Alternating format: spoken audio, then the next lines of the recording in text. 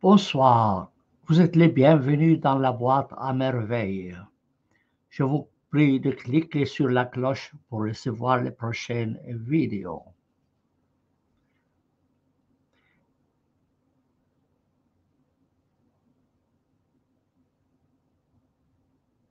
Un moment d'empathie avec tous ceux qui souffrent dans notre région. Personne de nous n'a choisi sa religion, ni ses parents, ni son nom, ni son domicile. Malheureusement, on est tué pour des éléments qu'on n'a même pas choisis. En quelques semaines, Netanyahou a massacré plus de 14 000 enfants et 10 000 femmes palestiniennes.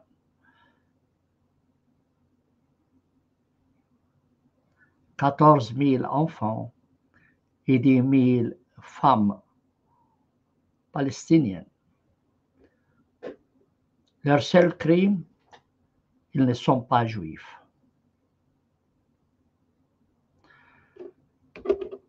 Malheureusement, l'Occident soutient Israël. Il fournit les armes, les finances et les soutient diplomatiquement. Ainsi, il est responsable des crimes israéliens. Quant aux pays arabes et musulmans, ils se taisent. Ils ne font rien pour faire cesser ces massacres. Honte aux pays occidentaux qui soutiennent Israël. Honte aux Juifs qui soutiennent Israël. Et merci à toute personne, juif ou non, qui cherche la paix et la justice dans notre région. Je ne suis ni pour Hamas, ni pour Israël. Je suis pour un seul État, selon le modèle suisse, sans aucune discrimination sur la base de la religion. Donc, selon le modèle suisse, dont j'ai traduit la Constitution en arabe à la demande de la Confédération. Ce soir, en principe, nous avons le professeur Richard Rousseau, physicien canadien, qui voudrait nous parler de son plan de paix qu'il m'a envoyé. Et j'espère qu'il viendra et qu'il n'y a aucun empêchement pour cette séance. Donc, j'attends le professeur Richard Rousseau pour qu'il nous expose ce plan.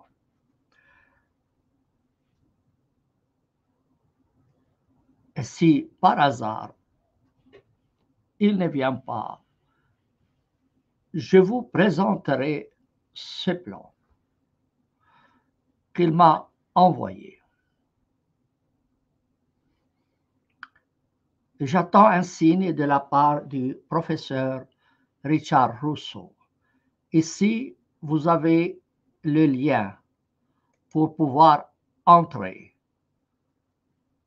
Et vous-même, vous pouvez participer au débat, même s'il ne vient pas à cette séance. J'espère qu'il n'y a rien de spécial qui l'empêche de venir.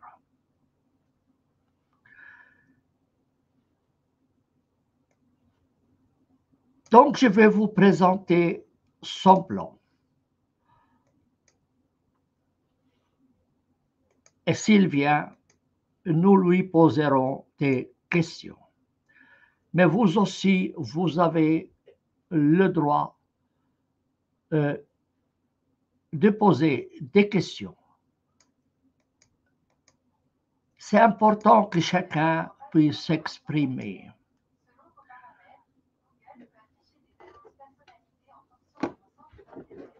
C'est important que chacun de vous puisse s'exprimer. Excusez-moi, il y a quelque chose.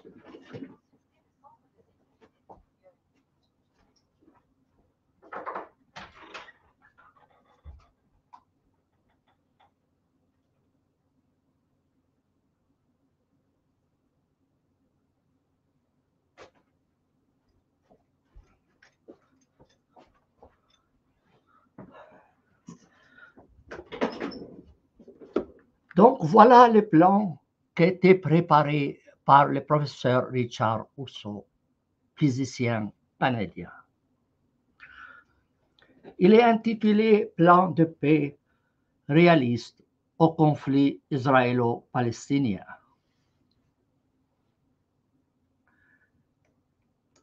Je le lis à sa place. Bonjour, messieurs et mesdames. Je suis autant que vous, toutes et tous, horrifiés par les attaques génocidaires du gouvernement israélien infligées aux Palestiniens de Gaza. Ce qu'Israël fait à la population civile palestinienne est un crime contre l'humanité.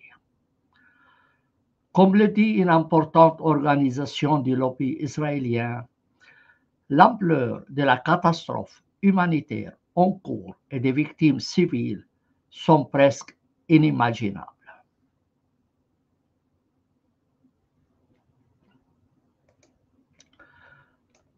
Nous sommes tous d'accord sur ce point. La question est comment mettre fin à cette catastrophe humanitaire. Comment cesser le massacre d'un grand nombre de civils, dont environ 70% sont des enfants et des femmes?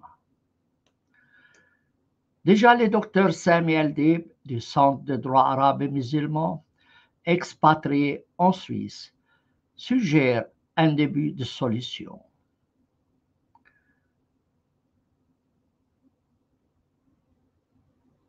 Il écrit Je demande aux pays occidentaux de cesser leur exportation d'armes vers Israël et de rompre leurs relations diplomatiques avec cet État criminel. Mais ce n'est pas suffisant. Si l'on désarme uniquement l'un des belligérants, l'autre va continuer à massacrer son adversaire.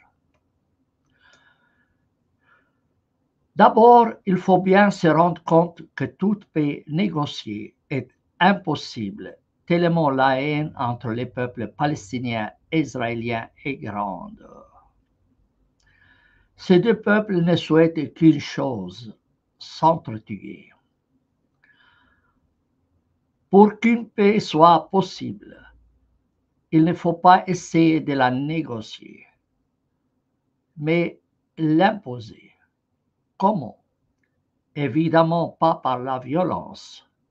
Voici ma proposition en 5 points. Premièrement, il faut cesser de vendre des armes et munitions aux deux belligérants, non seulement aux Israéliens, mais aussi au Hamas. Il faut que les grandes puissances mondiales, les États-Unis, la Chine, l'Union européenne et l'ensemble des pays arabes en faveur de la paix s'unissent et bloquent toute exportation d'armes et de munitions par la force s'il le faut. Aucun passe-droit, aucun compromis. On ne demande pas l'avis des deux belligérants. On les force à cesser de s'entretuer. Évidemment, tous les otages de deux côtés sont libérés et l'aide humanitaire en nourriture, eau potable et médicaments circulent librement. On remplace les armes par des pics et des pelles pour tout reconstruire. Tout le monde y gagne, y compris les pays fabricants d'armes. Ils se recyclent en vendant des pics et des pelles et des matériaux de construction. Deuxièmement, très important, il faut inciter les populations israéliennes et palestiniennes à se révolter contre leur gouvernement qui veulent faire la guerre. C'est possible par de fortes campagnes de propagande organisées justement par l'Occident. Aucun parent ne désire que ses enfants aillent faire la guerre et se faire tuer. Tous veulent la paix, mais ne savent pas comment s'y prendre. À titre d'exemple, supposons qu'Alexei Navalny n'ait pas été tué par Poutine. Un homme, un homme seul ou une femme peut suffire à motiver suffisamment de peuples à renverser le gouvernement oppresseur et prendre le pouvoir. Puis tous les espoirs sont permis. On crée deux États réellement souverains, réellement indépendants. C'est très important. Chaque peuple, juif et musulman, a sa langue, sa culture et sa religion. Il faut absolument respecter cette réalité. Une fois les deux États créés, rien n'empêche les deux nations de faire du commerce mutuel, d'avoir une monnaie commune, un système postal commun et même une armée commune, un peu sur le modèle de l'Union européenne.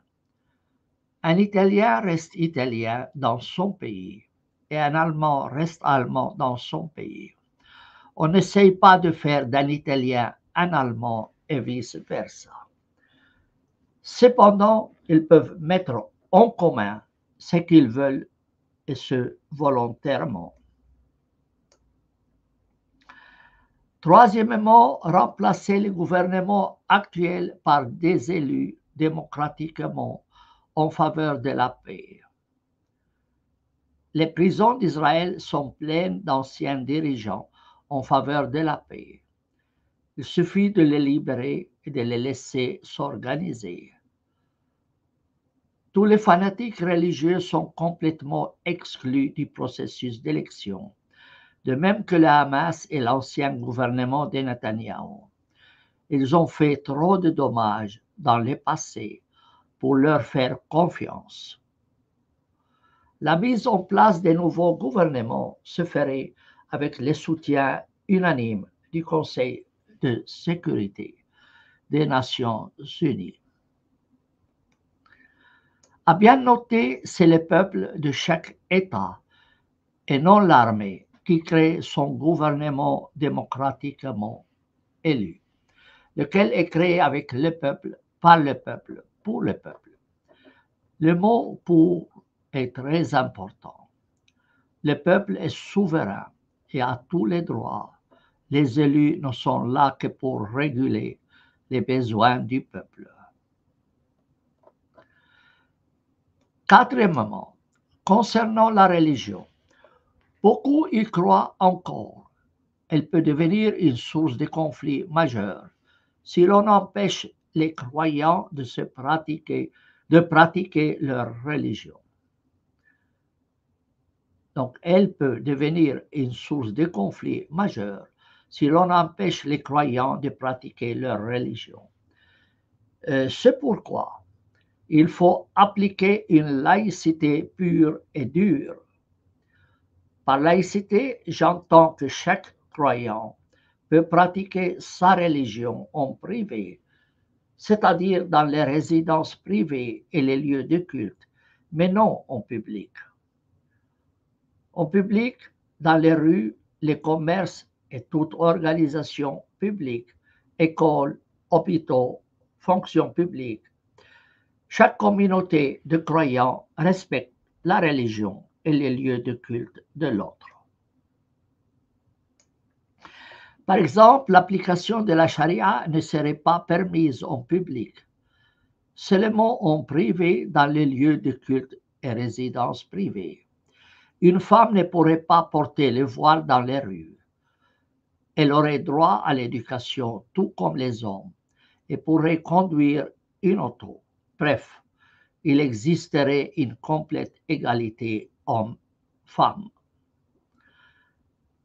Un autre point important de la laïcité est que l'enseignement de toute religion dans les écoles privées et publiques est interdit. On n'enseigne pas à de jeunes enfants des concepts abstraits qu'ils ne comprennent pas. On évite ainsi l'endoctrinement et tous les problèmes qui peuvent s'ensuivre à l'âge adulte. Au lieu et place de la religion, on enseigne l'humanisme, comme défini en annexe. Cinquièmement et dernier point, il faut tout reconstruire et donner à chacun un territoire proportionnel au nombre de citoyens de chaque peuple, qui paye arabes, israéliens et la communauté internationale. C'est le prix à payer pour avoir la paix. Cordialement, Richard Rousseau, Dr. Richard Rousseau, physicien, auteur et humaniste. Voilà donc le plan qui a été présenté par le professeur Richard Rousseau, un Canadien. Je vais vous donner la parole. Ceux qui veulent intervenir peuvent le faire. Comme vous constatez, le professeur Richard Rousseau n'est pas venu à la séance, mais ce qui compte, c'est son plan. Pouvoir en discuter librement entre nous, comme s'il était là.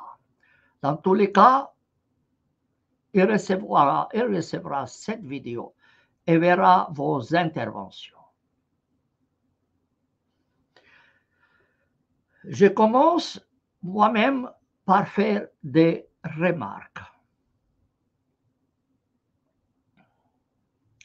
Point par point.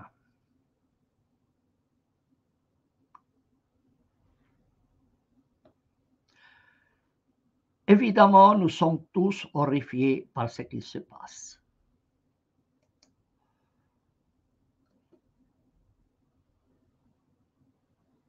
Et comme je l'ai dit chaque fois, l'Occident porte une grande responsabilité pour les crimes israéliens. L'Occident fournit les armes, le financement et le soutien politique à Israël et ne fait rien pour faire cesser cette tragédie. Quant aux pays musulmans et arabes, malheureusement, ils sont complètement absents. Ils ne font rien pour faire cesser ce massacre. Pourquoi? Évidemment, ils ont peur de se faire attaquer par les armées occidentales. On sait par exemple que l'Occident a envoyé 72 navires de guerre autour d'Israël pour le protéger, prêt à intervenir au cas où un pays arabe s'opposerait à Israël. Le ministre, je suis désolé pour cet incident technique. Et me voilà de retour. Me voilà de retour. Donc, j'espérais que notre professeur Richard Rousseau viendrait. Mais voilà, il n'est pas là, mais nous allons débattre du plan qu'il nous a soumis.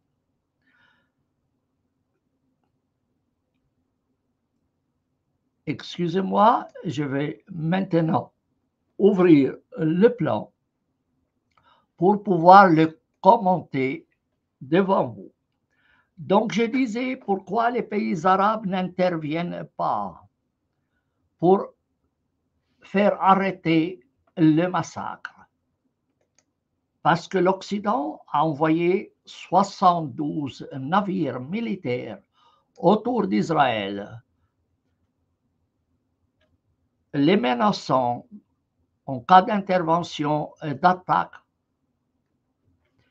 Et même M. Netanyahu et son ministre de l'armée dit qu'il est en mesure de renvoyer tous les pays arabes à l'âge de pierre.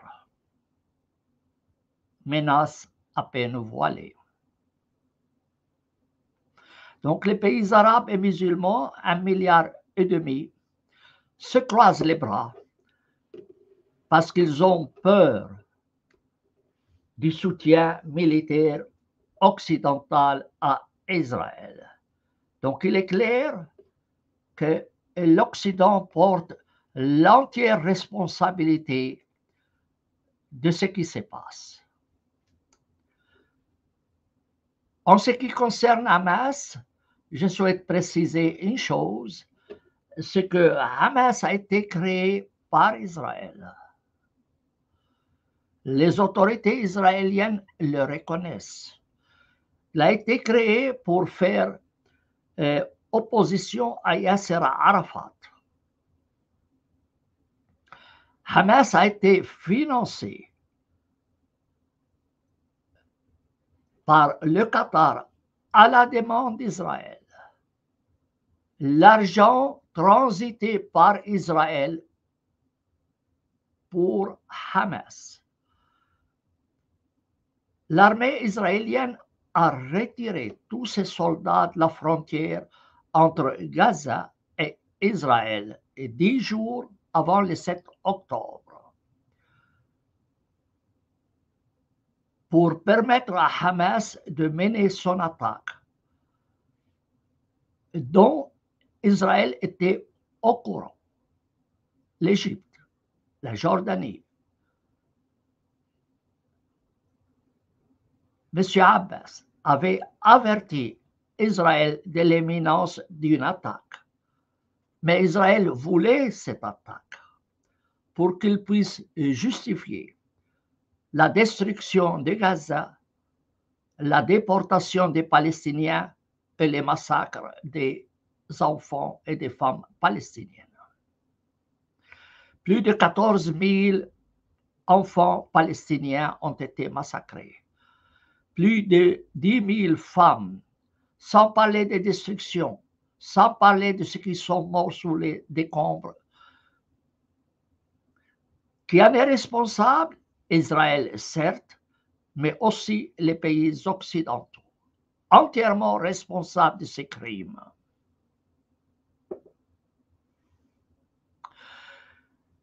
Il dit qu'il faut désarmer, il me cite, je demande aux pays occidentaux de cesser leur exportation d'armes vers Israël et de rompre leurs relations diplomatiques avec cet État criminel.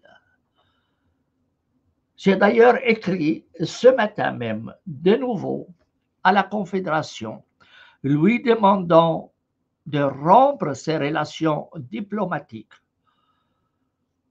avec ce régime criminel et de fermer toutes les filiales de McDonald's qui fournissent la nourriture aux soldats israéliens pour qu'ils puissent commettre leurs crimes. Et je vais le faire chaque jour jusqu'à ce qu'elle réponde. Je veux le faire chaque jour jusqu'à ce que la Confédération réponde à ma demande. Et je vous demande de faire de même, chacun dans son pays de domicile, de faire pression sur son gouvernement pour fermer les filiales de McDonald's et rompre les relations diplomatiques avec ce régime criminel. et évidemment cesser la fourniture d'armes et de munitions à Israël. Pour moi, l'Occident porte l'entière responsabilité des crimes israéliens. L'entière responsabilité des crimes israéliens.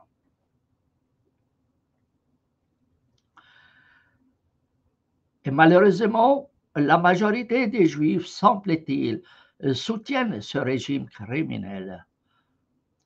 Ils portent aussi la responsabilité de ces crimes. Mais il y a aussi des Juifs honnêtes qui condamnent Israël et qui demandent qu'il y ait une paix, qu'il y ait la paix dans notre région. Bien sûr, il ne faut pas que les armes arrivent dans les mains de Hamas, mais les armes qui étaient dans les mains de Hamas n'auraient jamais pu arriver dans les mains de Hamas si Israël ne le voulait pas. Tout cela n'était qu'un prétexte pour permettre à Israël de détruire Gaza, déporter la population et les massacrer. Le 7 octobre était orchestré par Israël, voulu par Israël, soutenu par Israël, souhaité par Israël.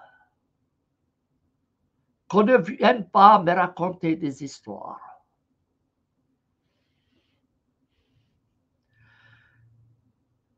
Il faut donc cesser de fournir des armes à Hamas, mais il faut aussi faire cesser les ventes d'armes et de munitions, ou la fourniture d'armes et de munitions à Israël.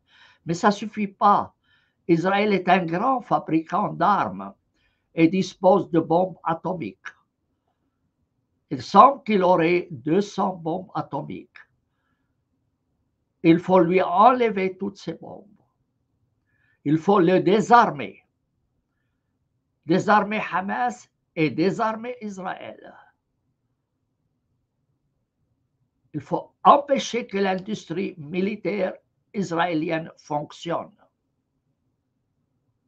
Il faut fermer les usines d'armement israéliennes.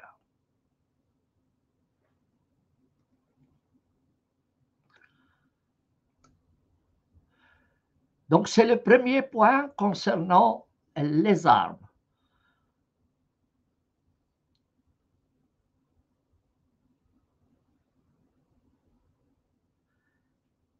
Quant à se révolter contre les gouvernements,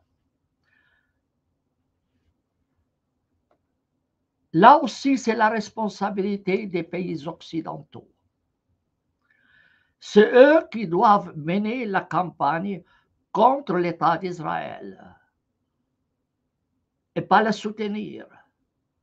Si la population sent que l'Occident ne supporte pas militairement, financièrement et politiquement Israël, à ce moment-là, la population palestinienne et israélienne se révolteront contre leur régime.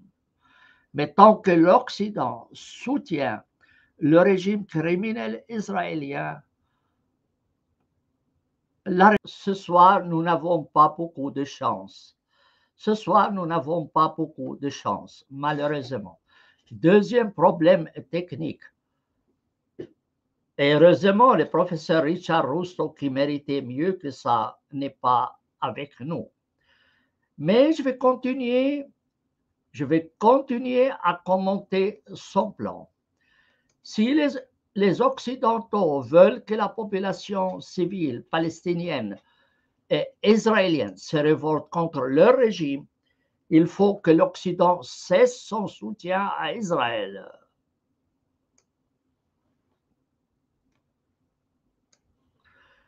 Donc, c'est le deuxième point que le professeur Richard propose, Rousseau, c'est qu'il faut inciter les populations israéliennes et palestiniennes à se révolter contre leur gouvernement qui veulent faire la guerre. C'est possible par de fortes campagnes de propagande organisées justement par l'Occident. Aucun parent ne désire que ses enfants aillent faire la guerre et se faire tuer. Tous veulent la paix, mais ne savent pas comment s'y prendre. Voilà ce qu'écrit le professeur Richard Russo. Ensuite, le professeur propose la création de deux États réellement souverains, réellement indépendants.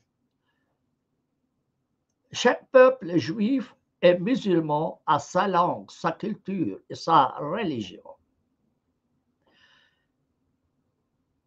Là se pose un problème. Que faire avec les minorités religieuses? Il n'y a pas que des musulmans,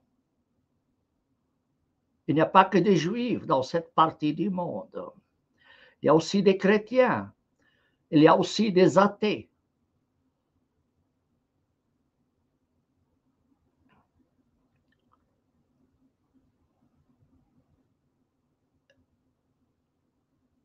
Il faut plutôt créer un seul État. Même si vous créez deux États, il faut obliger ces deux États à respecter le principe de l'égalité.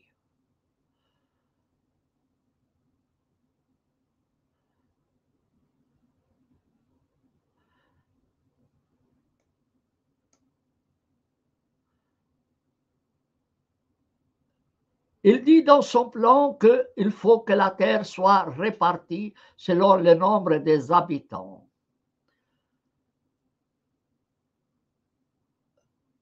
Faut-il tenir compte des réfugiés palestiniens qui ont été expulsés en 1949? C'est la question que notre professeur Richard Russo ne pose pas. Et c'est pourtant important. Ce sont des Palestiniens dont les localités ont été démolies par Israël en 1949 et dont les habitants ont été expulsés et interdits de retourner. Ont-ils le droit de revenir? Seront-ils pris en considération pour la délimitation des territoires de ces deux États? Et comment voulez-vous séparer les différentes communautés religieuses? À l'intérieur d'Israël, il y a des juifs, des chrétiens, des musulmans, des athées, des druzes.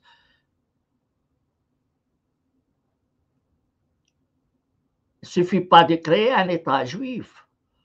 De même, du côté palestinien, il y a des musulmans, majorité, d'accord, mais il y a aussi des chrétiens, des athées. Ne faut-il pas en tenir compte aussi? Israël n'admet pas le principe de l'égalité, de même que les Palestiniens, l'État palestinien actuel. Il faut imposer le principe de l'égalité et le respect des minorités religieuses. Le respect des minorités religieuses et leur lieu de culte. On ne peut pas vider les chrétiens de l'intérieur d'Israël pour les déplacer en Cisjordanie. Ou je ne sais pas où. Ces deux communautés juives et musulmanes et les autres communautés sont tellement enchevêtrées que vous ne pourrez pratiquement jamais les séparer.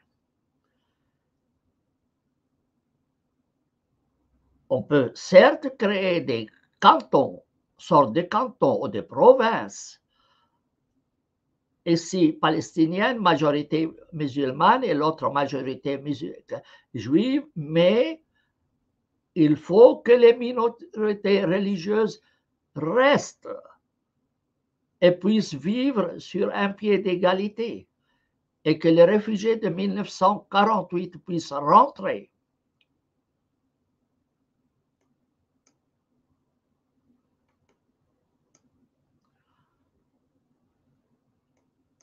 Et il faut absolument que les lois de ces deux pays ne fassent aucune mention de la religion.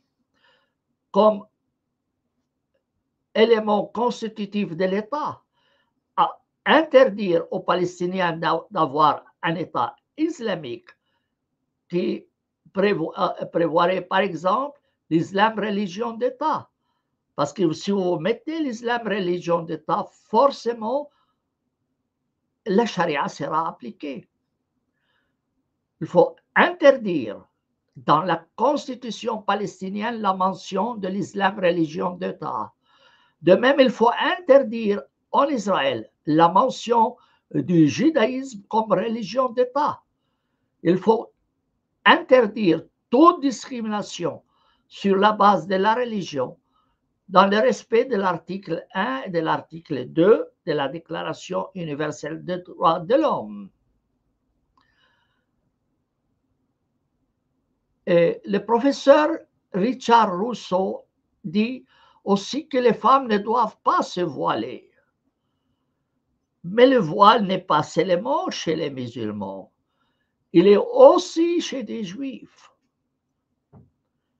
Donc, si vous voulez parler de voile, il faut parler de voile de deux côtés.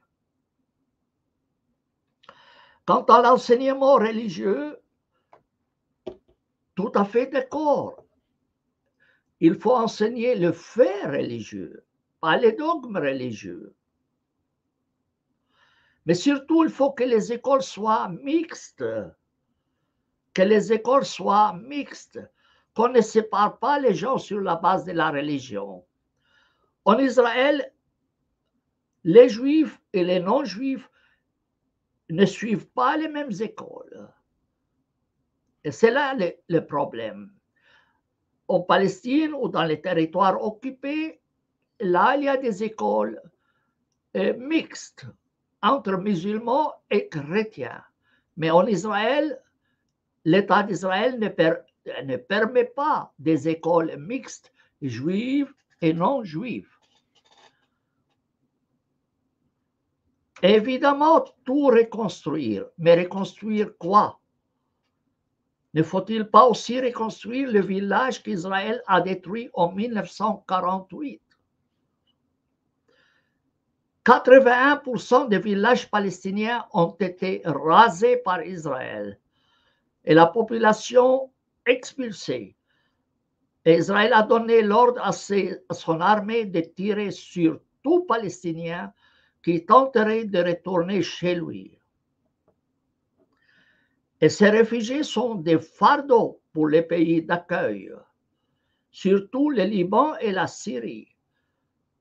Ne faut-il pas permettre à ces réfugiés aussi de rentrer, avoir le même droit au retour que les Juifs? Pourquoi on donne le droit au retour seulement aux Juifs et pas aux non-Juifs qui appartiennent à cette partie du monde? Voilà les remarques. Si vous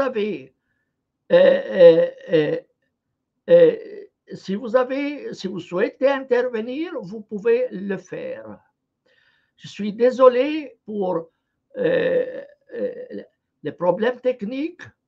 Nous n'avons pas eu de chance aujourd'hui, mais malgré cela, je vais maintenir cette vidéo. J'estime qu'elle est importante. Je vais essayer de supprimer cette partie qui pose problème.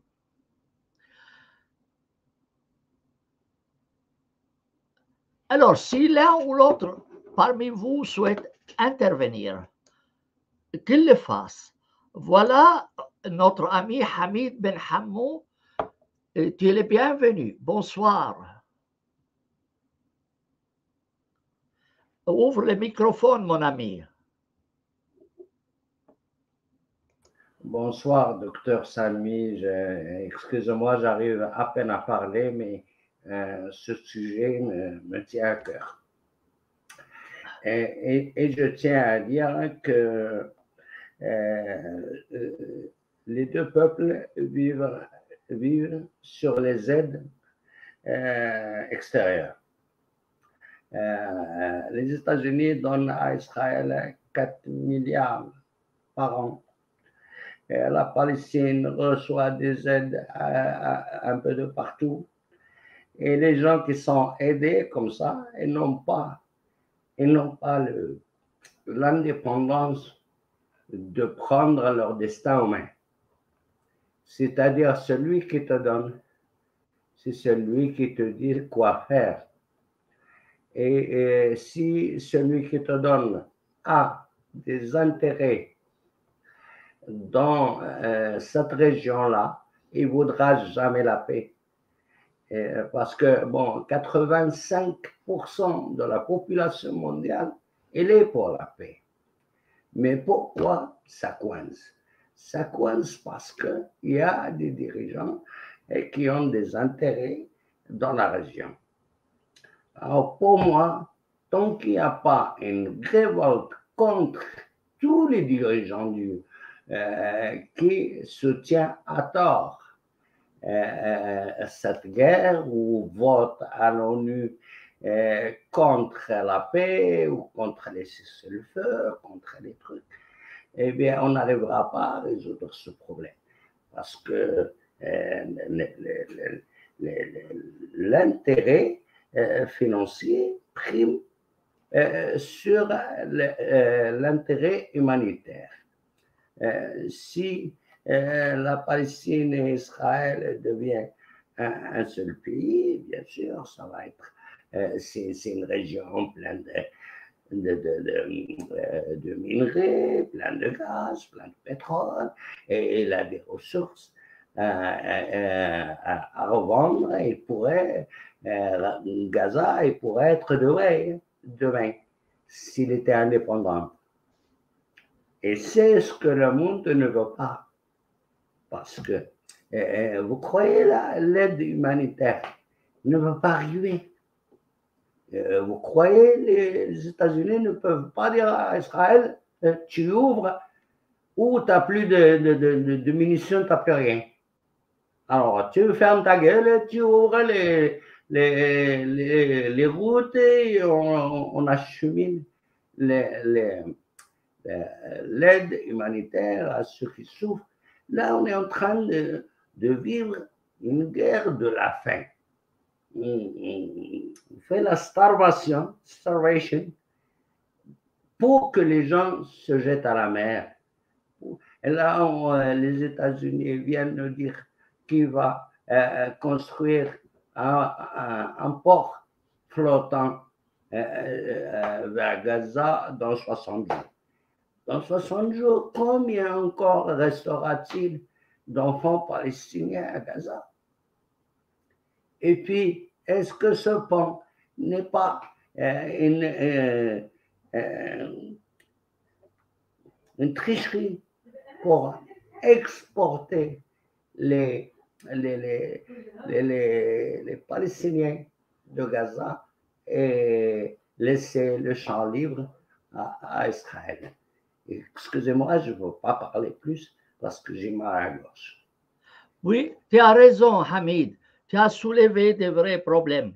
En fait, notre professeur Richard Russo demande aux Israéliens et aux Palestiniens de se révolter contre leur gouvernement. Mais c'est plutôt aux Occidentaux de se révolter contre les pays contre leur régime. C'est aux Occidentaux de se révolter contre leur régime. Parce que ces régimes-là qui ont créé Israël, ces régimes-là qui arment Israël, qui les financent et qui les soutiennent diplomatiquement. C'est ça les problèmes. Donc, ce n'est pas seulement du côté palestinien ou côté israélien, mais c'est du côté des régimes occidentaux qui ne veulent pas la paix. Et ce n'est pas possible 65 ans, 75 ans, et le monde n'arrive pas à instituer une paix dans notre région. S'il n'y arrive pas, c'est parce qu'ils ne veulent pas. Ils ne veulent pas la paix. Moi, j'ai toujours dit que ce conflit peut être réglé en moins de 7 minutes. Au moins de 7 minutes. J'ai parlé d'ailleurs avec l'évêque Riyah Abou al-Assal de Nazareth quand je lui ai dit que je pouvais régler ce conflit en 7 minutes. Elle m'a répondu 7 minutes, c'est trop long. Moi, je suis prêt à le régler en 5 minutes. Effectivement, la paix est possible, mais il faut aussi que l'Occident la souhaite. Mais l'Occident ne veut pas de paix. S'il voulait la paix, il cesserait de fournir des armes et des munitions et des financements à Israël. Et je l'ai bien dit, c'est Israël qui a demandé à Qatar de fournir les finances à Hamas. C'est Israël qui a créé Hamas. Mais ça, on ne veut pas le savoir. Bien. Et voilà, moi, j'ai fait ce que j'ai pu en l'absence du professeur Richard Russo. Je vais terminer cette séance. Si quelqu'un de vous souhaite intervenir, il peut le faire. Sinon, on arrête cette émission et puis j'enverrai la vidéo au professeur Richard Russo pour qu'il puisse en tenir compte éventuellement. Sur ce, je vous souhaite une bonne soirée et une bonne nuit.